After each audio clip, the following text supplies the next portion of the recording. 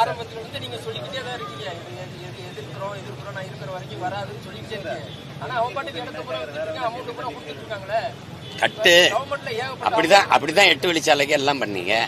அப்படித்தான் பாரு இந்த காட்டுப்பள்ளி பின்னூர் துறைமுகம் கட்டுறேன்னு நீங்க கட்டிட்டீல. மக்களை மிரட்டி அதிகாரம் அச்சுறுத்தி வாங்குது. உங்களை போல ஊடகங்கள் நேர்மையா சொல்லுங்க. நான் கேட்கறதுக்கு பதில் சொல்லுங்க. இருக்க மீனம்பாக்க விண்ணூர்தி நிலையில என்ன வசதி குறைவு? யாராவது ஒரு பயணி இதை விட பெரிய விண்ணூர்தி நிலையம் கட்டி கொடுன்னு அரசு கிட்ட கேட்டாங்களா? கோயம்பேடு பேருந்து நிலையத்துல வசதி குறைவா இருக்கு, இதை விட பெரிய பேருந்து நிலையம் கட்டி கொடுங்கன்னு கேட்டாங்களா?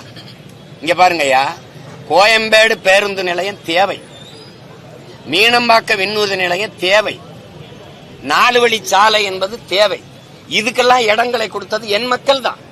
ஆனால் அதுபோக கிளாம்பாக்கத்துல 410 கோடியில, அங்க 450 கோடியில இந்த பேருந்து நிலையம், அங்க 1301 ஏக்கர்ல விண்ணூர்தி நிலையம் இருக்கும் போது, பறக்க விண்ணூர்தி இல்லாத போது மறுபடியும் 5369 ஏக்கர் நான் விண்ணூர்தி கட்ட போறேன்னு சொல்றது அது தேவையில்லை, பேராசை. புரியுதா உங்களுக்கு? பேராசை. எங்க பாட்டன் வஉசி பேர்ல, என் தாத்தன் காமராஜ் பேர்ல இருக்கிற துறைமுகத்திலேயே ஏற்றுமதி இறக்குமதி 40-50 விழுக்காடு தான் நடக்குது, இன்னும் முழுமையா இல்ல. அங்க வந்து சரக்கு அப்படியே காத்து கிடக்கு, ஏற்றுமதி ஆகல. சரக்கு கப்பல்ல இருக்கு, இறக்குமதி செய்ய முடியல. அப்படி ஏதாவது பிரச்சனை கேள்விப்பட்டியல? அப்புறம் எதுக்கு நீ 6110 ஏக்கர்ல யாரை கேட்டு கட்டுற? எது கட்டுற நீ? இது இயற்கை துறைமுகம், அது செயற்கை துறைமுகம். மறுபடியும் என் மலையை உடைப்ப, பல லட்சக்கணக்கான டன் கல்ல கொண்டாந்து கொட்டுவ.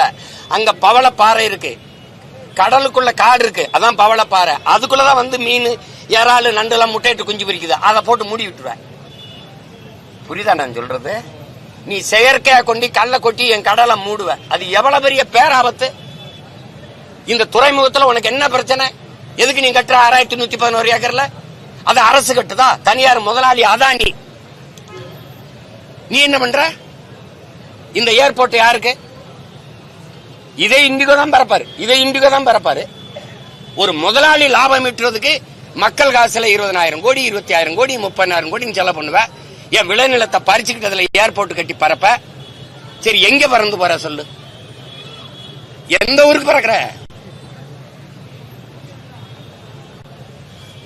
பசியோடு இருக்கவனை பத்தி கவலைப்படாம பறந்து போறவனை பத்தி கவலைப்பட்டுக்கிட்டு இருக்க நீ.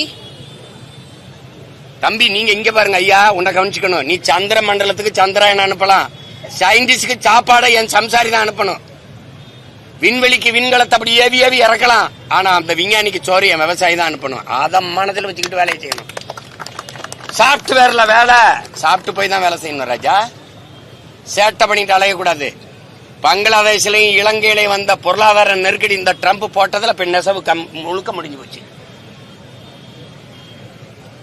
இனி எல்லா தொழிலும் பாதிக்கப்பட்டவன, வருவாய் இல்லாம, சோத்துக்கு வழி இல்லாம வீதியில வந்து போராடும் போது நீங்க எல்லாம் தனி விமானத்துல வேற நாட்டுல போய் இறங்கிருவீங்க. நாங்க எங்க போறது?